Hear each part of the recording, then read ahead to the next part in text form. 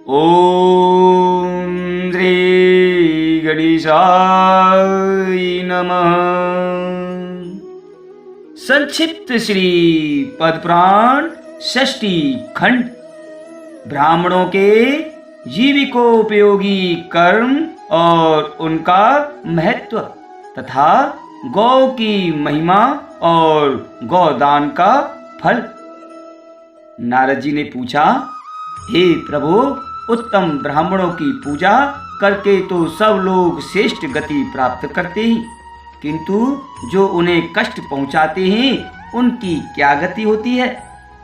ब्रह्मा जी बोले, क्षुधा से संतप्त हुए उत्तम ब्राह्मणों का जो लोग अपनी शक्ति के अनुसार भक्ति पूर्वक सत्कार नहीं करते वे नरक में पड़ते हैं। जो क्रोध पूर्वक कठोर शब्दों में ब्राह्मण की निंदा करके उसे द्वार से हटा देते हैं वे अत्यंत घोर महारौरव एवं कृच्छ नरक में पड़ते हैं तथा नरक से निकलने पर कीड़े होते हैं, उससे छूटने पर चांडालियों में जन्म लेते हैं, फिर रोगी एवं दरिद्र होकर भूख से पीड़ित होते हैं। अतः भूख से पीड़ित हो घर पर आए हुए ब्राह्मण का कभी अपमान नहीं करना चाहिए। जो देवता अग्नि और ब्राह्मण के लिए नहीं दूंगा ऐसा वचन कहता है, वह 100 बार नीचे की योनियों में जन्म लेकर अंत में चांडाल होता है। जो लात उठाकर ब्राह्मण गौ पिता माता और गुरु को मारता है उसका रौरव नरक में वास निश्चित है, वहां से कभी उसका उद्धार नहीं होता। यदि पुण्यवश जन्म हो भी जाए तो वह पंगु होता है, साथ ही अत्यंत दीन विषादग्रस्त और दुख शोक से पीड़ित रहता है। इस प्रकार 3 जन्मों तक कष्ट भोगने के बाद ही उसका उद्धार होता है। जो पुरुष मुक्कों तमाचों और कीलों से ब्राह्मणों को मारता है वह 1 कल्प तक तापन और रौरव नामक घोर नरक में निवास करता है और पुनः जन्म लेने पर कुत्ता होता है। उसके बाद चांडालियों में जन्म लेकर दरिद्र और उदर शूल से पीड़ित होता है। माता पिता ब्राह्मण स्नातक तपस्वी और गुरुजनों को क्रोध पूर्वक मारकर मनुष्य दीर्घ काल तक कुंभी पाक नरक में पड़ता रहता है। इसके बाद वह कीट योनि में जन्म लेता है। हे बेटा नारद, जो ब्राह्मणों के विरुद्ध कठोर वचन बोलता है उसके शरीर में 8 प्रकार की कोड़ होती है। खुजली, दाद, मंडल, चकता, सुक्ति, सफेदी, सिद्धम, चेहुआ, काली कोड़, सफेद कोड़ और तरुण कुष्ठ। इनमें काली कोड़, सफेद कोड़ और अत्यंत दारुण तरुण कुष्ठ ये 3 महाकुष्ठ माने गए। जो जानबूझकर महापातक में प्रवृत्त होते हैं अथवा महापातकी पुरुषों का संग करते हैं अथवा अति पातक का आचरण करते हैं उनके शरीर में ये तीनों प्रकार के कुष्ठ होते हैं। संसर्ग से अथवा परस्पर संबंध होने से मनुष्यों में इस रोग का संक्रमण होता है। इसलिए विवेकी पुरुष कोड़ी से दूरी रहे, उसका स्पर्श हो जाने पर तुरंत स्नान कर ले। पतित कोड़ी चांडाल को भच्ची, गौ भच्ची कुत्ता, रजस्वला स्त्री और भील का स्पर्श हो जाने पर तत्काल स्नान करना चाहिए। जो ब्राह्मण की न्यायोपार्जित जीविका तथा उसके धन का अपहरण करते हैं वे अक्षय नरक में पड़ते हैं। जो चुगलखोर मनुष्य ब्राह्मणों का छिद्र ढूंढा करता है उसे देखकर या स्पर्श करके वस्त्र सहित जल में गोता लगाना चाहिए। ब्राह्मण के धन का यदि कोई प्रेम से उपभोग कर ले तो भी वह उसकी 7 पीढ़ियों तक को जला डालता है और जो पराक्रम पूर्वक छीनकर उसका उपभोग करता है वह तो 10 पीढ़ी पहले और 10 पीढ़ी पीछे के पुरुषों को नष्ट करता है।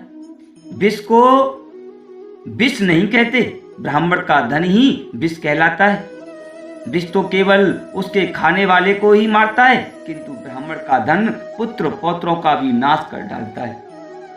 जो मोहवश माता ब्राह्मणी अथवा गुरु के स्त्री के साथ समागम करता है, वह घोर रौरव नरक में पड़ता है।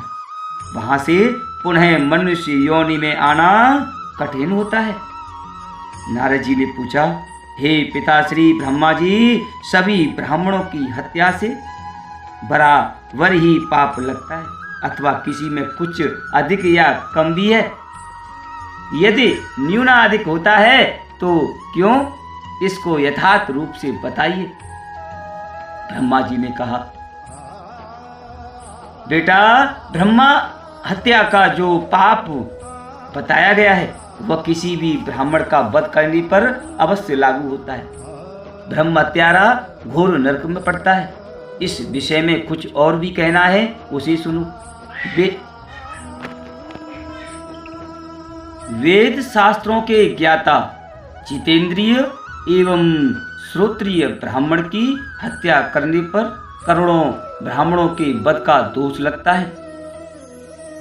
शैव तथा वैष्णव ब्राह्मण को मारने पर उससे भी 10 गुना अधिक पाप होता है।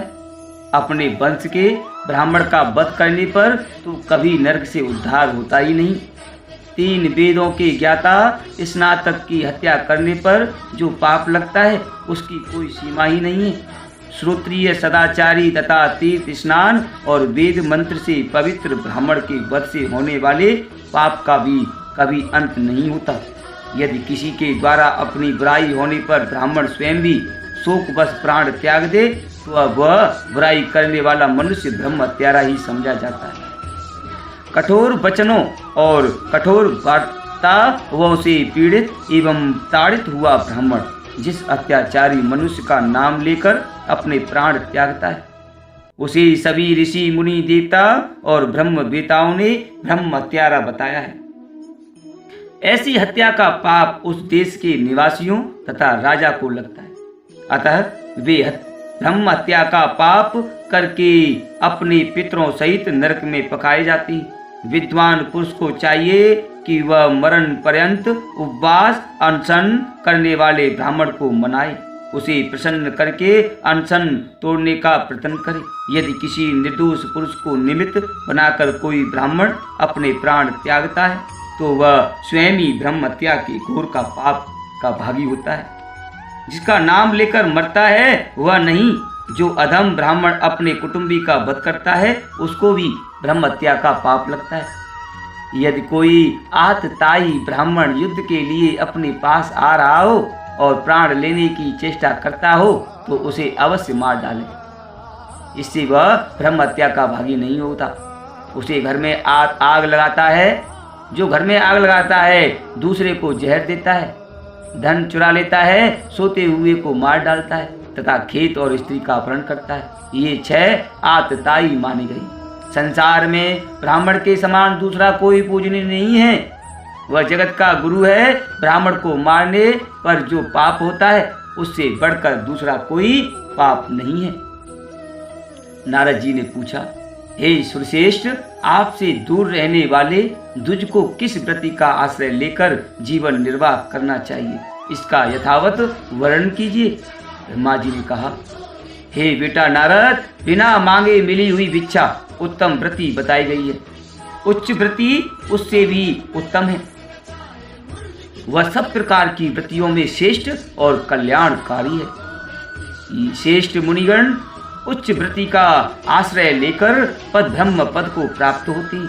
यज्ञ में आए हुए ब्राह्मण को यज्ञ की समाप्ति हो जाने पर यजमान से जो दक्षिणा प्राप्त होती है वह उसके लिए ग्रह व्रति है। द्विजों को पढ़ाकर या यज्ञ कराकर उसकी दक्षिणा लेनी चाहिए। पठन पाठन तथा उत्तम मांगलिक शुभ कर्म करके भी उन्हें दक्षिणा ग्रहण करनी चाहिए। यही ब्राह्मणों की जीविका है। दान लेना उनके लिए अंतिम व्रति है। उनमें जो शास्त्र के द्वारा जीविका चलाते हैं वे धन्य। वृक्ष और लताओं के सहारे जिनकी जीविका चलती है वे भी धन्य। ब्राह्मणोचित व्रति के अभाव में ब्राह्मणों को क्षत्रिय व्रति से जीवन निर्वाह करना चाहिए। उस अवस्था में न्याय युक्त युद्ध का अवसर उपस्थित होने पर युद्ध करना उनका कर्तव्य है। उन्हें उत्तम वीर व्रत का आचरण करना चाहिए। ब्राह्मण क्षत्रिय व्रति के द्वारा राजा से जो धन प्राप्त करता है वह श्राद्ध और यज्ञ आदि में दान के लिए पवित्र माना गया है। उस ब्राह्मण को सदा पाप से दूर रहकर वेद और धनुर्वेद वेद दोनों का अभ्यास करना चाहिए। जो ब्राह्मण न्यायोचित युद्ध में सम्मिलित होकर संग्राम में शत्रु का सामना करते हुए मारे जाते हैं, वे वेद पाठियों के लिए भी दुर्लभ परम पद को प्राप्त होती हैं। धर्म युद्ध का जो पवित्र वर्ताप है उसका यथार्थ वर्णन सुनो। धर्म युद्ध करने वाले योद्धा सामने लड़ते ही कभी कायरता नहीं दिखाते तथा जो पीठ दिखा चुका हो, जिसके पास कोई हथियार न हो और जो युद्ध भूमि से भागा जा रहा हो, ऐसे शत्रु पर पीछे की ओर से प्रहार नहीं करते। जो दुराचारी सैनिक विजय की इच्छा से डरपोक युद्ध से विमुख पतित मूर्छित असत शूद्र स्तुति प्रिय और शरणागत शत्रु को युद्ध में मार डालते हैं, वे नरक में पड़ते हैं। यह क्षत्रियव्रति सदाचारी पुरुषों द्वारा प्रशंसित है। इसका आश्रय लेकर समस्त क्षत्रिय स्वर्गलोक को प्राप्त करते हैं। धर्म युद्ध में शत्रु का सामना करते हुए मृत्यु को प्राप्त होना क्षत्रिय के लिए शुभ है। वह पवित्र होकर सब पापों से मुक्त हो जाता है और एक कल्प तक स्वर्गलोक में निवास करता है। उसके बाद सार्वभौम राजा होता है। उसे सब प्रकार के भोग प्राप्त होते हैं। उसका शरीर निरोग और कामदेव के समान सुंदर होता है। उसके पुत्र धर्मशील सुंदर समृद्धशाली और पिता की रुचि के अनुकूल चलने वाले होती हैं। इस प्रकार क्रमशः 7 जन्मों तक वे क्षत्रिय उत्तम सुख का उपभोग करते हैं। इसके विपरीत जो अनन्याय पूर्वक युद्ध करने वाले हैं उन्हें चिरकाल तक नरक में निवास करना पड़ता है। इस तरह ब्राह्मणों को श्रेष्ठ क्षत्रिय वृत्ति का सहारा लेना उचित है। उत्तम ब्राह्मण आपत्ति काल में वैश्य वृत्ति से व्यापार एवं खेती आदि से भी जीविका चला सकता है, परंतु उसे चाहिए कि वह दूसरों के द्वारा खेती और व्यापार का काम कराए, स्वयं ब्राह्मणोचित कर्म का त्याग न करे। वैश्य वृत्ति का आश्रय लेकर यदि ब्राह्मण झूठ बोले या किसी वस्तु की बहुत बड़ा चढ़ाकर प्रशंसा करे तो लोगों को ठगने के कारण वह दुर्गति को प्राप्त होता है। भीगे हुए द्रव्य के व्यापार से बचा रहकर ब्राह्मण कल्याण का भागी होता है। तौल में कभी असत्यपूर्ण बर्ताव नहीं करना चाहिए, क्योंकि तुला धर्म पर ही प्रतिष्ठित है। जो तराजू पर तौलते समय छल करता है वह नरक में पड़ता है। जो द्रव्य तराजू पर चढ़ाए बिना ही बेचा जाता है उसमें भी झूठ कपट का त्याग कर देना चाहिए। इस प्रकार मिथ्या बर्ताव नहीं करना चाहिए, क्योंकि मिथ्या व्यवहार से पाप की उत्पत्ति होती है। सत्य से बढ़कर धर्म और झूठ से बढ़कर दूसरा कोई पाप नहीं है। अतः सब कार्यों में सत्य को ही श्रेष्ठ माना गया है। यदि एक ओर 1000 अश्वमेध यज्ञों का पुण्य और दूसरी ओर सत्य को तराजू पर रखकर तौला जाए तो 1000 अश्वमेध यज्ञों की अपेक्षा सत्य का ही पलड़ा भारी होता है।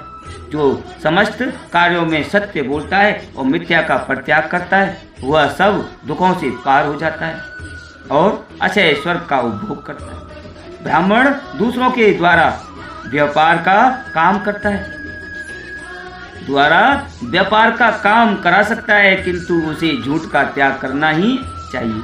उसे चाहिए कि जो मुनाफा हो उसमें से पहले तीर्थों में दान करे, जो शेष बचे उसका स्वयं उपभोग करे। यदि ब्राह्मण वाणिज्य वृत्ति से न्यायपूर्वक उपार्जित किए हुए धन को पितरों देवताओं और ब्राह्मणों के निमित्त यत्न पूर्वक दान देता है तो उसे अक्षय फल की प्राप्ति होती है। वाणिज्य लाभकारी व्यवसाय है, किंतु उसमें बहुत बड़े दोष आ जाते हैं। लोभ न छोड़ना और झूठ बोलकर माल बेचना। विद्वान पुरुष इन दोनों दोषों का परित्याग करके धनोपार्जन करे। व्यापार में कमाए हुए धन का दान करने से वह अक्षय फल का भागी होता है। हे नारद, पुण्य कर्म में लगे हुए ब्राह्मण को इस प्रकार खेती करनी चाहिए। वह आधे दिन दोपहर तक 4 बैलों को हल में जा जोते, 4 के अभाव में 3 बैलों को भी जोता जा सकता है। बैलों से इतना काम ले कि उन्हें दिन भर विश्राम करने का मौका ही ना मिले। प्रतिदिन बैलों को चोर और व्याघ्र आदि से रहित स्थान में, जहाँ की घास काटी न गई हो, ले जाकर बच्चराए। उन्हें यथेष्ट घास खाने को दे और स्वयं उपस्थित रहकर उनके खाने पीने की व्यवस्था करे। उनके रहने के लिए गौशाला बनवावे, जहाँ किसी प्रकार उपद्रव न हुए। वहाँ से गोबर, मूत्र और बिखरी हुई घास आदि उठाकर गौशाला को सदा साफ रखे। गौशाला संपूर्ण देवताओं का निवास स्थान है, अतः वहाँ कूड़ा नहीं फेंकना चाहिए। विद्वान पुरुष को उचित है कि वह अपने शयन गृह के समान गौशाला को साफ रखे, उसकी फर्श को समतल बनाए तथा यत्न पूर्वक ऐसी व्यवस्था करे जिससे वहाँ सर्दी, हवा और धूल धक्कड़ से बचाव हो। गौ को अपने प्राणों के समान समझे, उसके शरीर को अपने ही शरीर के तुल्य माने।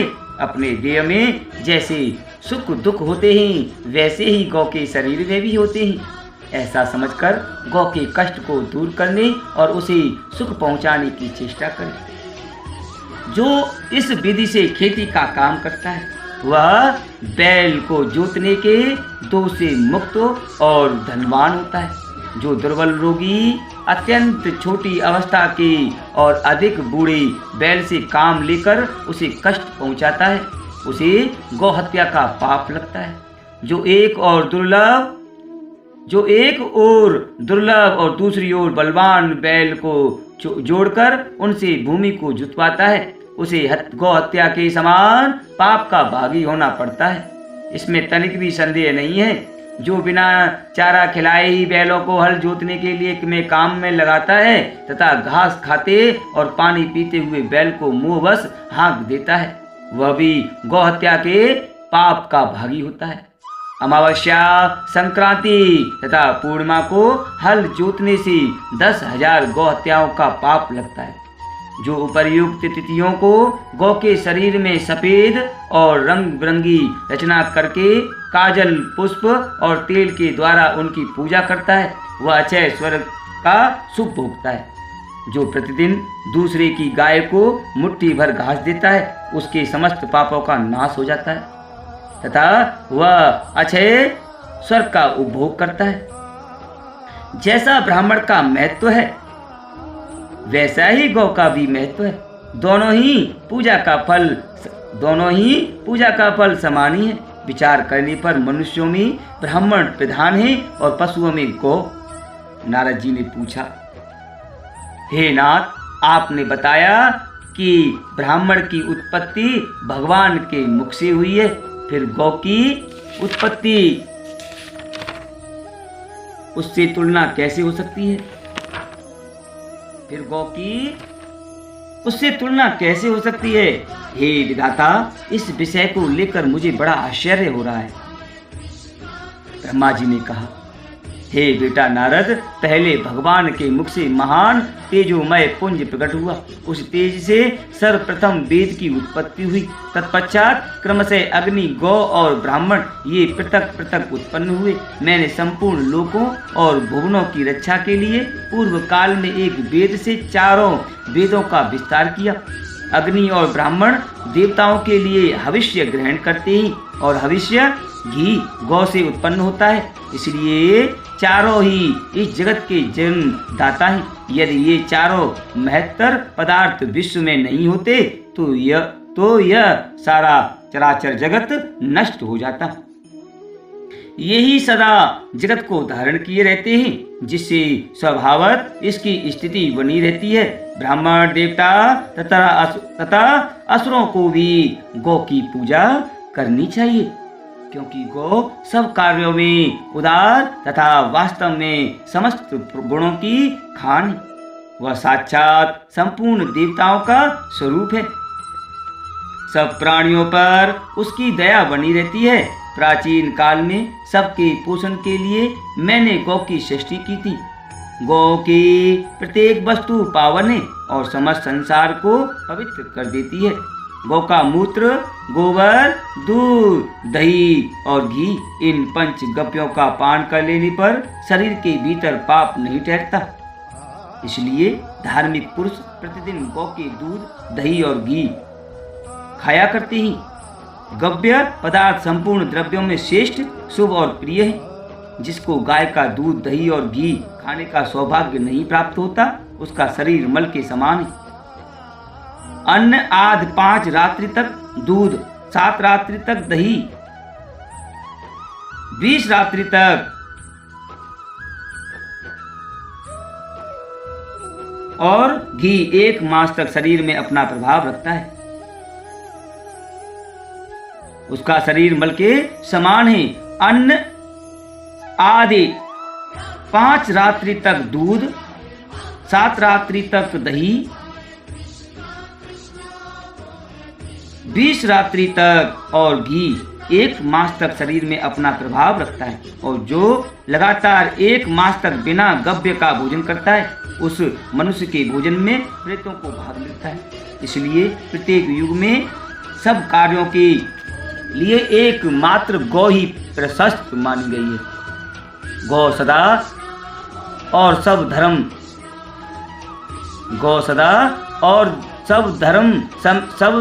समय धर्म, अर्थ, काम और मोक्ष, ये चारों पुरुषार्थ प्रदान करने वाली हैं। जो गौ की एक बार प्रतिष्ठा करके उसे प्रणाम करता है, वह सब पापों से मुक्त होकर अक्षय स्वर्ग का सुख भोग करता है। जैसे देवताओं के आचार्य बृहस्पति जी वंदनीय हैं, जिस प्रकार भगवान लक्ष्मीपति सबके पूज्य हैं, उसी प्रकार गौ भी वंदनीय और पूजनीय है। जो मनुष्य प्रातः काल उठकर गौ और उसके घी का स्पर्श करता है, वह सब पापों से मुक्त हो जाता है। गौएं दूध और घी प्रदान करने वाली हैं। वे घृत की उत्पत्ति स्थान है और घी की उत्पत्ति में कारण है। वे घी की नदियां हैं, उनमें घी की भंवरें उठती हैं। ऐसी गौएं सदा मेरे घर पर मौजूद रहें। घी मेरे संपूर्ण शरीर और मन में स्थित हो। गौएं सदा मेरे आगे रहें, वे ही मेरे पीछे रहें। मेरे सब अंगों को गौ का स्पर्श प्राप्त हो। मैं गौ के बीच में निवास करूं। इस मंत्र को प्रतिदिन संध्या और सवेरे के समय शुद्ध भाव से आचमन करके जपना चाहिए। ऐसा करने से उसके सब पापों का क्षय हो जाता है तथा वह स्वर्ग लोक में पूजित होता है। जैसे गौ आदरणीय है, वैसे ही ब्राह्मण, जैसे ब्राह्मण हैं वैसे ही भगवान विष्णु, वैसे ही भगवान श्री विष्णु, जैसे भगवान श्री विष्णु जी हैं वैसे ही श्री गंगा जी भी हैं। ये सभी धर्म के साक्षात स्वरूप माने गए। गौएं मनुष्य की बंधु हैं और मनुष्य गौ के बंधु हैं। जिस घर में गौ नहीं है वह बंधु रहित गृह है। 6 अंगों में पदों 6 अंगों, पदों और क्रमों सहित संपूर्ण वेद गौ के मुख में निवास करते हैं। उनके सींगों में भगवान श्री शंकर और श्री विष्णु सदा विराजमान रहते हैं। गौ के उदर में कार्तिकेय, मस्तक में ब्रह्मा, ललाट में महादेव जी रहते हैं। सींगों के अग्रभाग में इंद्र, दोनों कानों में अश्विनी कुमार, नेत्रों में चंद्रमा और सूर्य, दांतों में गरुड़, जिह्वा में सरस्वती देवी, अपान गुदा में संपूर्ण तीर्थ, मूत्र स्थान में गंगा जी, रोमकूप में ऋषि, मुख और पृष्ठ भाग में यमराज, दक्षिण पार्श्व में वरुण और कुबेर, वाम पार्श्व में तेजस्वी और महाबली यक्ष, मुख के भीतर गंधर्व, नासिका के अग्रभाग में सर्प, खुरों के पिछले भाग में अप्सराएं, गोबर में लक्ष्मी, गोमूत्र में पार्वती, चरणों के अग्रभाग में आकाशचारी देवता, रवाने की आवाज में प्रजापति और थनों में भरे हुए चारों समुद्र निवास करती।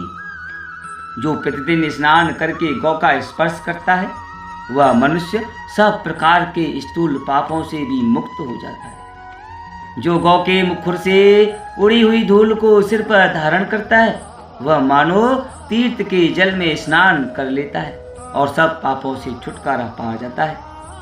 नारद जी ने पूछा, हे गुरुश्रेष्ठ परब्रह्म परमेश्वर, विभिन्न रंगों की गौओं में किसके दान से क्या फल होता है, इसका तत्व बतलाइए। ब्रह्मा जी ने कहा, हे बेटा नारद, ब्राह्मण को श्वेत गौ का दान करके मनुष्य ऐश्वर्यशाली होता है, सदा महल में निवास करता है तथा भोग सामग्रियों से संपन्न होकर शुद्ध सुख समृद्धि से भरा पूरा रहता है। धुएं के समान रंग वाली गौ स्वर्ग प्रदान करने वाली तथा भयंकर संसार में पापों से छुटकारा दिलाने वाली है। कपिला गौ का दान अक्षय फल देने प्रदान करने वाला है। कृष्णा गौ दान देकर मनुष्य कभी कष्ट में नहीं पड़ता। भूरे रंग की गौ संसार में दुर्लभ है। गौर वर्ण की धेनु समूचे कुल को आनंद प्रदान करने वाली होती है।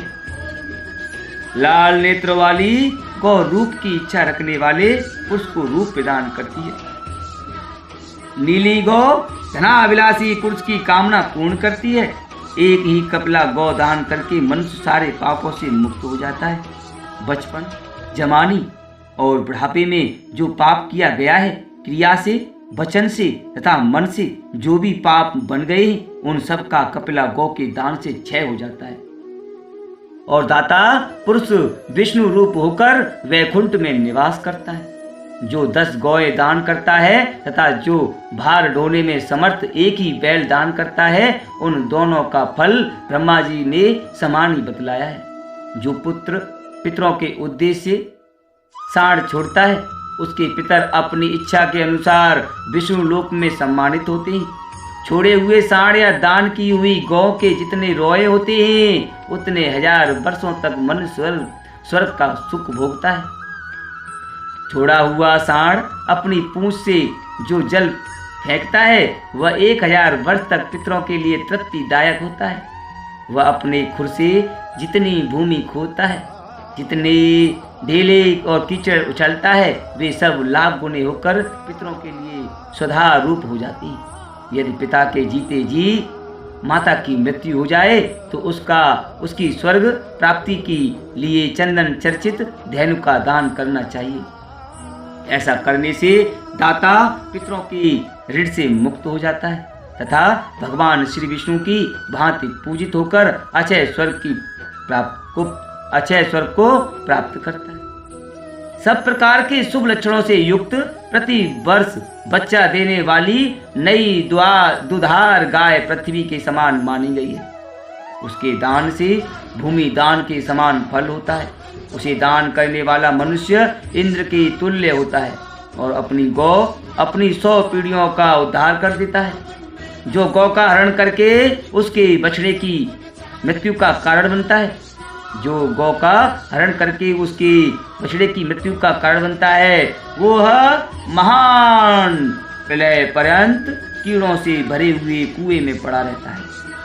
गौ का वध करके मनुष्य अपने पितरों के साथ घोर रौरव नरक में पड़ता है तथा उतने ही समय तक अपने पाप का दंड भुगतता रहता है। जो इस पवित्र कथा को एक बार भी दूसरे को सुनाता है, उसके सब पापों का नाश हो जाता है तथा वह सब देवताओं के साथ आनंद का उपभोग करता है। जो इस परम पुण्यमय प्रसंग का श्रवण करता है, वह 7 जन्मों के पापों से तत्काल मुक्त हो जाता है। ओम नमो भगवते वासुदेवाय नमः। ओम नमो लक्ष्मी नारायणाय नमः।